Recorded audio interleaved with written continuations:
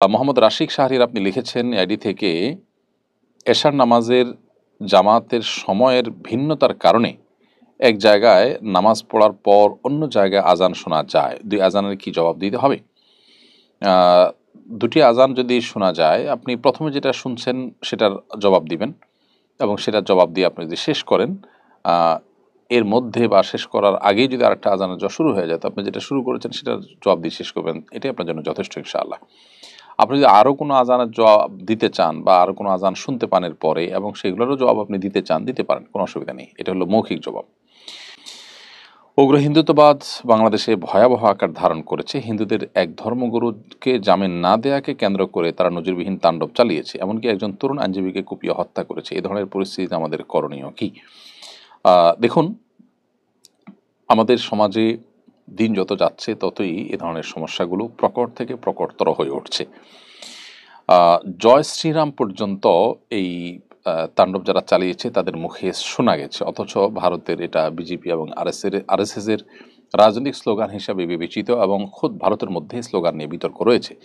তো ভারতের দলীয় বা রাজনৈতিক যে উগ্র হিন্দুত্ববাদীর যে স্লোগান, সেই স্লোগান বাংলাদেশে যদি কেউ দেয়, তাহলে সেক্ষেত্রে তাদেরকে বাংলাদেশ অন করার ক্ষেত্রে 10 বার ভাবা উচিত।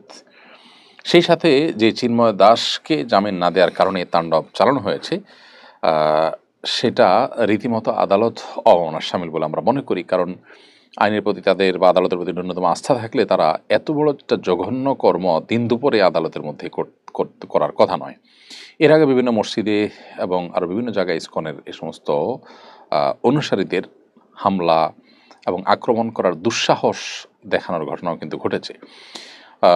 এই প্রতিষ্ঠানটি বা এই সংগঠনটি এবং তার অনুসারীরা এদেশের হিন্দুদেরকে মুসলমানদের মুখোমুখি করে হিন্দুদেরকে উস্কে দিয়ে, এক শ্রেণী হিন্দুদেরকে উস্কে দিয়ে এখানে তারা কোনো সুবিধা আদায় করার অপচেষ্টায় লিপ্ত কিনা সেটি খতিয়ে দেখার যথেষ্ট সুযোগ আছে। আন্তর্জাতিক ইসকন, যেটি ইসকন আপনার আমেরিকা থেকে এটি প্রতিষ্ঠা হয়েছে আমরা জানি, এবং তাদের পৃথিবীর বিভিন্ন প্রান্তে তাদের শাখার প্রশাখা রয়েছে। তো সেই ইন্টারন্যাশনাল ইসকন টুইট করে এই ঘটনায়, অর্থাৎ চিন্ময় দাসকে গ্রেপ্তার ঘটনায় ভারতের হস্তক্ষেপের কথা জানিয়েছে। এটা রীতিমতো বাংলাদেশের সার্বভৌমত্বের উপরে আঘাত এবং এটি বাংলাদেশের মানুষের জন্য চরম অবমাননাকর এবং অপমানকর। এরকম পরিস্থিতিতে বাংলাদেশের সর্বস্তরের মুসলমান, এমনকি শান্তিকামী যে হিন্দু ভাইরা আছেন, তাদেরও এখানে ঐক্যবদ্ধ থাকা উচিত এবং অন্যান্য ধর্মাবলম্বীদেরও ঐক্যবদ্ধ থাকা উচিত। এবং এ ধরনের পরিস্থিতিকে ট্যাকেল দেওয়ার জন্য যারা উগ্রবাদী, তাদেরকে আইনের আওতায় এনে সর্বোচ্চ শাস্তি যেমন দেওয়া উচিত, এবং এখানে কোনো প্রকার নমনীয়তা গ্রহণযোগ্য হবে না।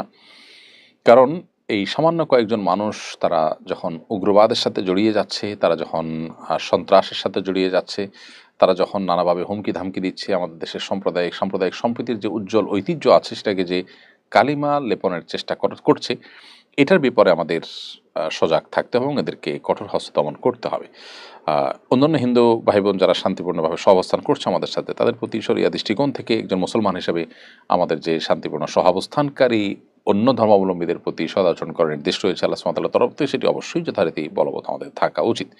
এরপরের প্রশ্ন হলো, সাম্প্রতিক সময়ে ঠুনকো বিষয়কে কেন্দ্র করে এক কলেজের শিক্ষার্থীরা আরেক কলেজে ভাঙচুর করছে, মারামারি করছে। শিক্ষাক্ষেত্রের এই অধপতন রোধে অভিভাবক হিসেবে আমাদের করণীয় কি? আমরা বরাবরই বলে আসছি যে নৈতিকতার যে গুরুত্ব, সেই গুরুত্ব যদি আমাদের শিক্ষা খাতে, আমাদের সিলেবাসে, আমাদের পাঠ্যপুস্তকে না থাকে, তাহলে সেক্ষেত্রে আসলে এই শিক্ষা আমাদেরকে কখনো মানুষ হিসেবে গড়ে তুলবে না। আর এই কারণেই আমাদের পাঠ্যক্রমে, আমাদের পাঠ্যপুস্তকে দ্বীনি শিক্ষা এবং নৈতিক শিক্ষা এবং নীতি নৈতিকতার চর্চার বিষয়টাকে বিশেষভাবে গুরুত্ব আরোপ করতে হবে। সেটা যদি করা যায় তাহলে সেক্ষেত্রে এই পরিস্থিতি থেকে হয়তো কিছুটা আমরা উত্তরণের পথ খুঁজে পাবো। কলেজ ইউনিভার্সিটির যে মারামারি বা বিশেষ করে সম্প্রতি যে লুটপাটের ঘটনা ঘটেছে, এখানে অনেকেই বলছেন যে এখানে পথভ্রষ্ট যে ছাত্র যারা বিভিন্ন রাজনৈতিক দলের লেজুরবৃত্তি করতে অনেক বেশি পারঙ্গমতার পরিচয় দেয়, এটা তাদের কাজ হিসাবে অনেকে উল্লেখ করেছেন। যদিও আমাদের দেশে এ ধরনের ঘটনা শিক্ষা প্রতিষ্ঠানগুলোতে নতুন নয়, প্রায়শই হয়ে থাকে। অতএব নৈতিক শিক্ষার গুরুত্ব সর্বস্তরে আরোপ না করলে এই সমস্যার সমাধান হবে না।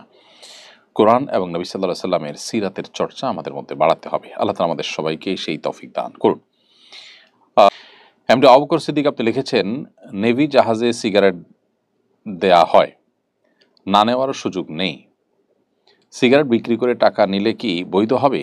আমি ১.৫ বছরের মতো এই টাকা গ্রহণ করি, এখন করণীয় কি? আমি জানি না যে নেভি জাহাজে আপনি একজন চাকরিজীবী হিসাবে, কর্মকর্তা হিসাবে আপনাকে সিগারেট দেওয়া হয় এবং সেটা আপনি নিতে বাধ্য, এরকম কোনো সিস্টেম আদৌ আছে কিনা। যদি সেটাই থাকে তাহলে সেক্ষেত্রে আপনি নিলেই যে সেটা সেবন করতে হবে আপনাকে, তা তো নয়। আপনি যদি নেন সেটা আপনি ডিস্ট্রয় করে ফেলবেন, আপনি বিক্রি করে সেটার টাকা নিতে যাবেন না। টাকা যদি আপনি বিক্রি করে নেন তাহলে সেক্ষেত্রে আপনি আরেকজনকে এই গুনাহগার বানালেন, এই গুনাহের পথযাত্রী করলেন। হ্যাঁ, কোনো অন্য ধর্মাবলম্বী যদি হয় এবং সে যদি তার মতো করে এটা কিনতে চায়, তাহলে তার জন্য যেহেতু শরীয়তের হালাল হারামের ব্যাপার নেই, সেটি জায়েজ হতে পারে। মোহাম্মদ ইলিয়াস মঠবাড়িয়া এডি থেকে আপনি লিখেছেন, বাসার শোকেস, আলনা ইত্যাদি কেনা অপচয় হিসেবে গণ্য হবে কিনা? না, শোকেস, আলনা ইত্যাদি এগুলো আজকাল নিত্য প্রয়োজনীয় দ্রব্যাদির অন্তর্ভুক্ত। এগুলো কিনতে গিয়ে যদি আপনি অহেতুক টাকা পয়সা নষ্ট করেন, একটা থাকছে আরও কয়েকটা কিনেন এবং কদিন পর পর আপনি চেঞ্জ করেন প্রয়োজন ছাড়া, একান্ত কোনো যৌক্তিক কারণ ছাড়া, এবং সেখানে আপনি অস্বাভাবিক মাত্রায় বা পর্যায়ে যদি আপনি টাকা পয়সা খরচ করেন, তাহলে সেক্ষেত্রে সেটা অপচয় হিসেবে গণ্য হতে পারে।